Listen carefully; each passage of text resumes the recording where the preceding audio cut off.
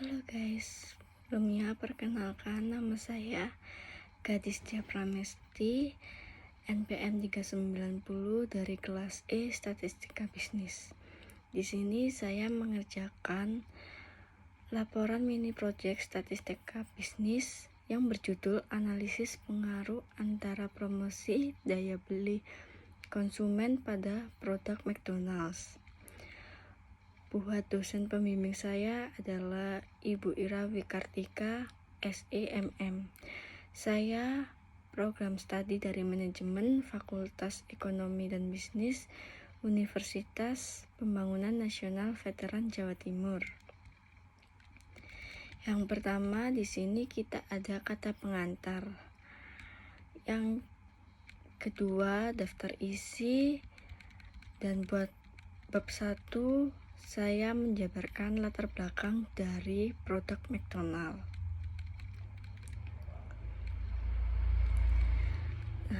Buat yang pertama, saya akan menjelaskan tentang analisis yang akan saya gunakan. Buat HO merupakan promosi melalui sosial media tidak berpengaruh signifikan terhadap keputusan pembelian pada konsumen McDonald's. Buat H1-nya, promosi melalui sosial media berpengaruh signifikan terhadap keputusan pembelian pada produk McDonald's. Di sini saya juga menjelaskan tentang metode penelitiannya, dan saya menggunakan teknik analisis data Excel for Windows. Nah, di sini saya juga menjabarkan data mentah pengaruh antara promosi dan daya beli konsumen pada produk McDonald's seperti berikut.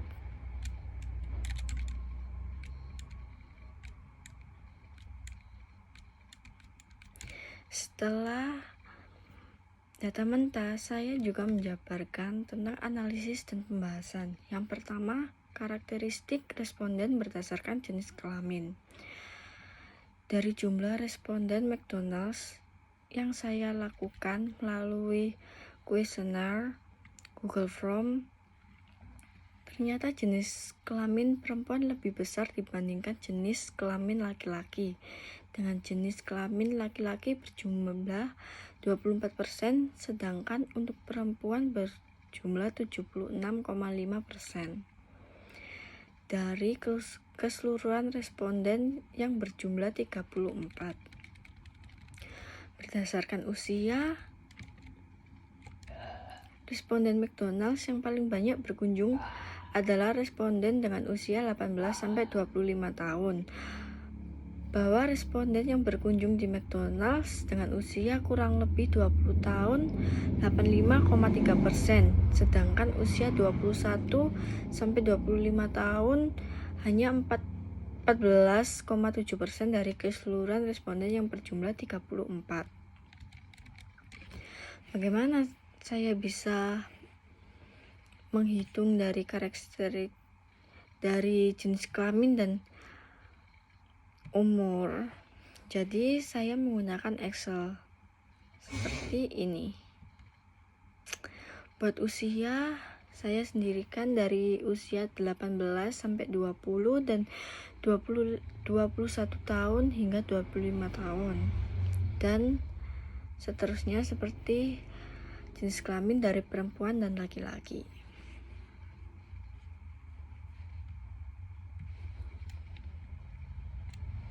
Dari hasil pengelolaan data yang telah saya jabarkan di data mentah, hasilnya seperti ini. Jadi, saya menuliskan terlebih dahulu keseluruhan data mentah seperti ini menggunakan Excel, dan kalian hanya mengkopas semua dari variabel X dan Y untuk diganti ke pengaturan regresi, dan hasilnya seperti ini. Yang pertama ada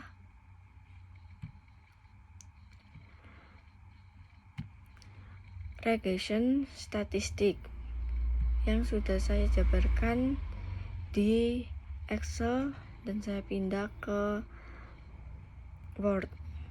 Yang pertama multi L yang berjumlah 0,7169 sekian. Buat R square-nya 0,5139 sekian, R square 0,4988 sekian, standar errornya 0,531 sekian, dan observasinya berjumlah 34. Seperti ini.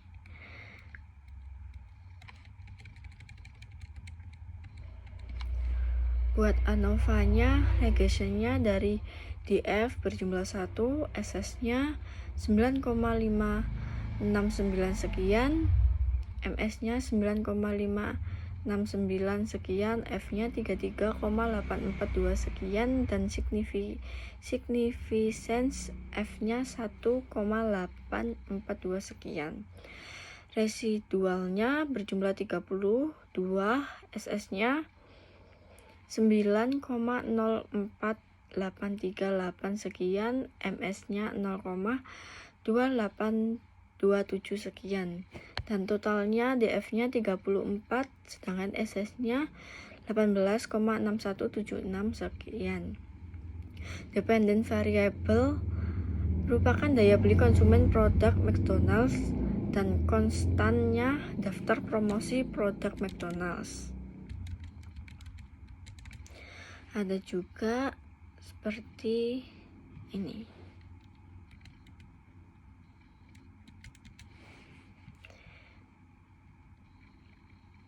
Jadi dari Excel secara otomatis kita bisa mengubah ke pengaturan regresi, maka akan muncul semuanya. Nah,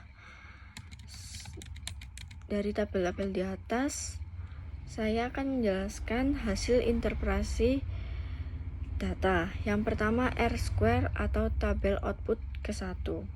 Dari tabel model summary menjelaskan besarnya nilai hubungan R, yaitu sebesar 0,7169. Dari output tersebut diperoleh koefisien determinasi R square sebesar 0,514 yang mengandung pengertian bahwa pengaruh variabel bebas promosi produk McDonald's terhadap variabel terikat daya beli konsumen produk McDonald's adalah sebesar 71,69%, sedangkan sisanya 100 dikurangi 71,69 dan hasilnya 28,31% disebabkan oleh faktor lain.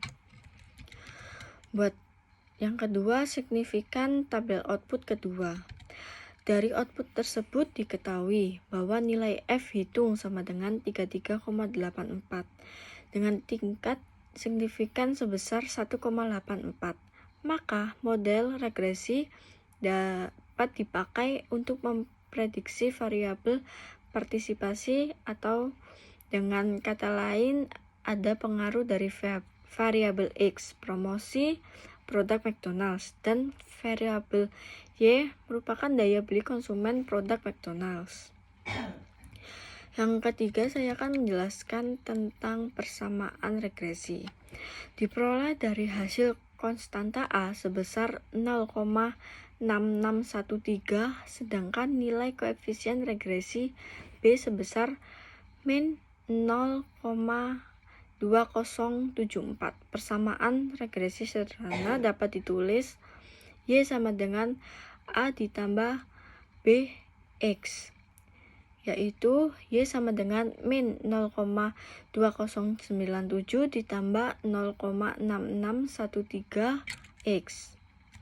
Jadi R kuadratnya sama dengan 0,514, yang berarti 51,4%. Variabel aktivitas Y dijelaskan oleh X.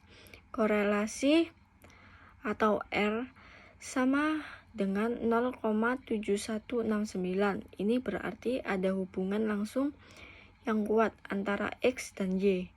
Kemiringan B1 sama dengan 0,6613. Berarti bahwa ketika Anda meningkatkan X sebesar 1, nilai Y meningkatkan sebesar 0,6613. Yang keempat, perpotongan Y atau B0 sama dengan min 0,2097, yang berarti ketika X sama dengan 0, prediksi nilai Y adalah min 0,2097.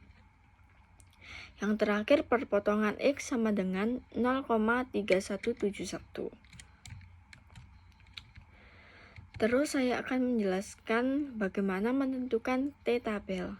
T-tabel sama dengan A/2 dibagi DF sama dengan N-K sama dengan 0,05/2 dibagi 34-2. 34 itu dari N yang merupakan jumlah sampel yang telah saya teliti. Jadi 0,025 dibagi 32 sama dengan 2,03693.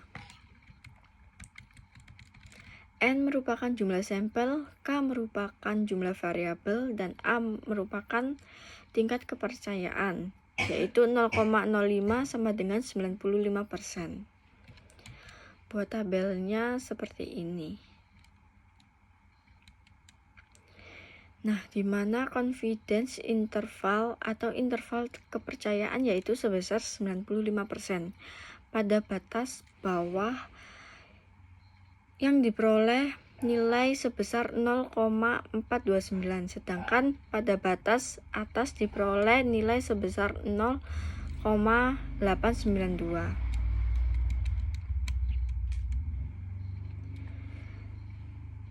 Untuk yang terakhir, bab penutupan yaitu kesimpulan dan pengambilan keputusan dari uji regresi sederhana yang telah saya teliti.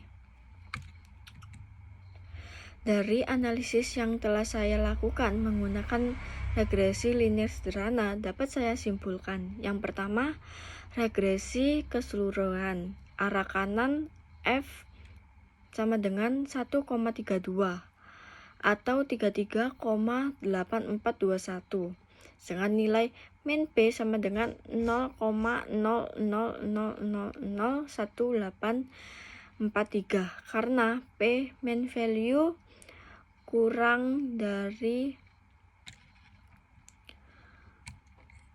tingkat kepercayaan atau A atau alfa, maka kami menolak H0. Yang kedua, model regresi linear. Y sama dengan B0 ditambah B1X ditambah E memberikan kecocokan yang lebih baik daripada model tanpa variabel independen yang menghasilkan. Yang ketiga, kemiringan dari B1. Dua arah yaitu T32 sama dengan 5,8174, sedangkan nilai min P sama dengan 0,00001843 untuk satu prediktor sama dengan nilai P untuk keseluruhan model. Dan yang terakhir, perpotongan Y atau B0 yang merupakan dua arah T32 sama dengan min 0,605, nilai P sama dengan 1,4506. Oleh karena itu, B0 tidak berbeda nyata dari 0. Kemungkinan besar masih disarankan untuk tidak memaksa B0 menjadi 0. Sekian dari presentasi yang saya sampaikan, hasil penelitian saya dari kuesioner untuk memenuhi tugas EAS dari mata kuliah Statistika Bisnis. Terima kasih.